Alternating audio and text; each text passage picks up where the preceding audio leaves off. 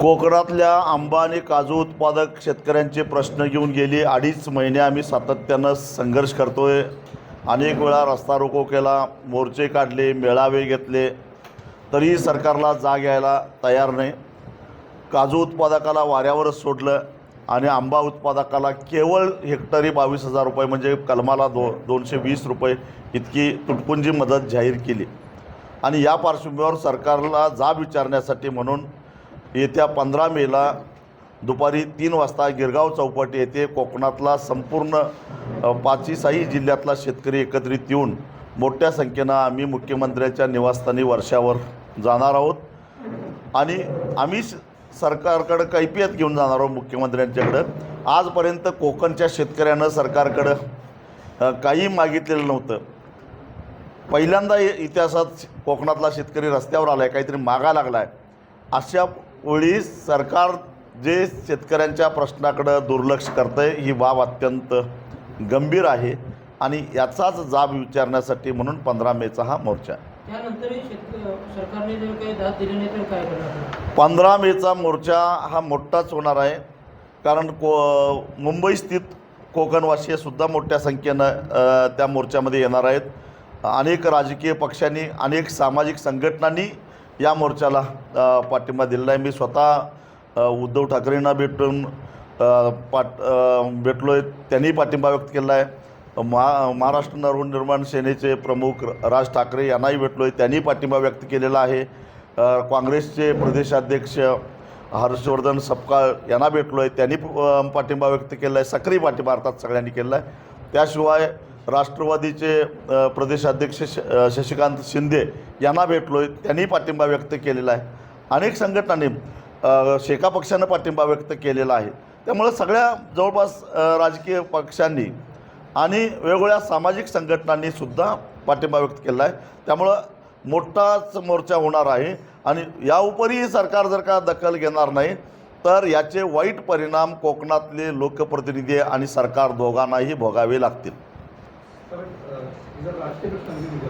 100% बदलावे लागतील, कारण आता जे काही निकष आहे त्याच्यामध्ये फळधारणा न झाल्यामुळं फळधारणा झाली आणि मग जर का नुकसान झालं तर विमा कंपन्या म्हणणं असं आहे की आम्ही देणं लागतो, परंतु इथं फळधारणाच झालेली नाही आहे, पण विमा तर उतरवलेला आहे। त्यामुळे फळधारणा झाली न झाली हा त्याच्यातला अटी शर्तीतला भाग आहे, तो त्यांनी बघून घ्यावा, सरकारनं आणि कंपन्यांनी बघून घ्यावा, त्याच्याशी शेतकऱ्याचा काही संबंध नाही। एक संरक्षण मिळावं म्हणून शेतकऱ्यांनी विम्याचे पैसे भरलेले आहेत। विमा कंपन्यांनी नुकसान भरपाई ही दिलीच पाहिजे यायला लागलेलं आहे।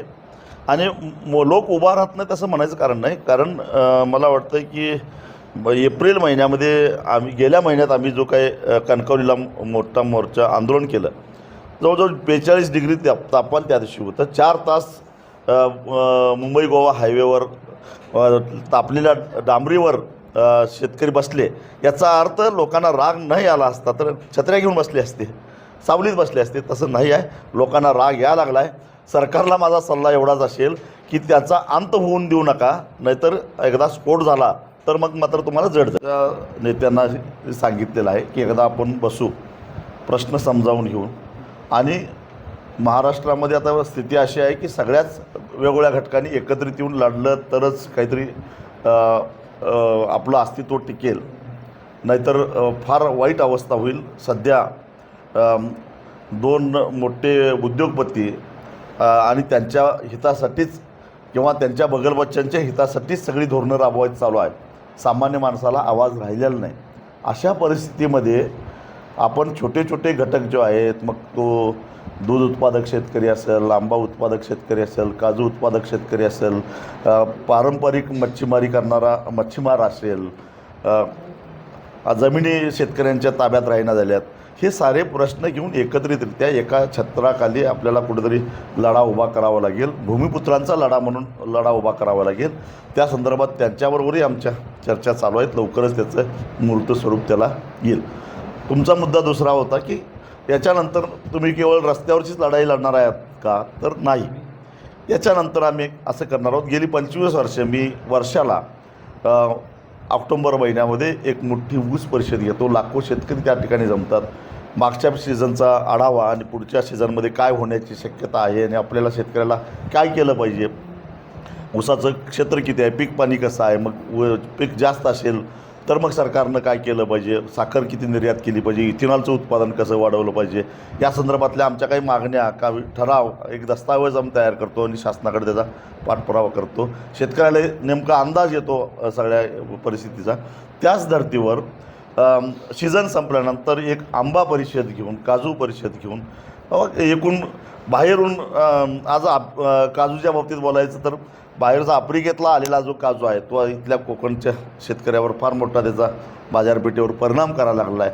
त्यामुळे त्याच्यावर आयात कर लावणं कसं गरजेचं आहे आणि तो आयात कर लावल्याशिवाय आपल्या इथल्या काजूला चांगला भाव मिळणार नाही. तीच परिस्थिती आंब्याच्या बाबतीत आहे.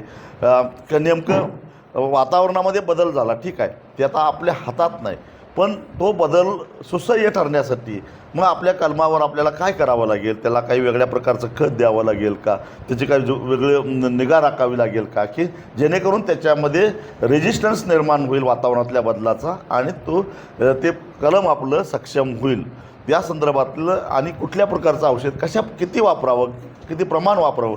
माझ्या हेही एक निरीक्षणात आलेलं आहे की यावर्षी मधमाशांची संख्या अत्यंत कमी होते.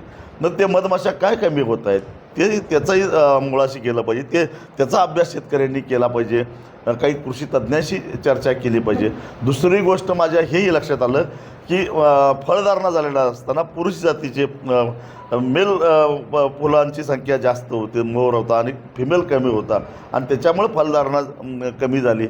ह्या ज्या गोष्टी आहेत ह्या तांत्रिक गोष्टीचा वेळप्रसंगी AIचा सुद्धा आपल्याला वापर करता येईल का म्हणून काही सॉफ्टवेअर तज्ज्ञांशी सुद्धा आमच्या चर्चा चालू आहेत. आणि जेणेकरून ही आपली जी बाजारपेठ आहे ह्या बाजारपेठेवर जी आपल्या कोकणच्या आंब्याची पकड आहे ती पकड आहे तशीच राहिली पाहिजे. ह्यासाठी आम्ही प्रयत्न करणार आहोत. अर्थात हे आंदोलन संपल्यानंतर मग शांततेच्या काळातलं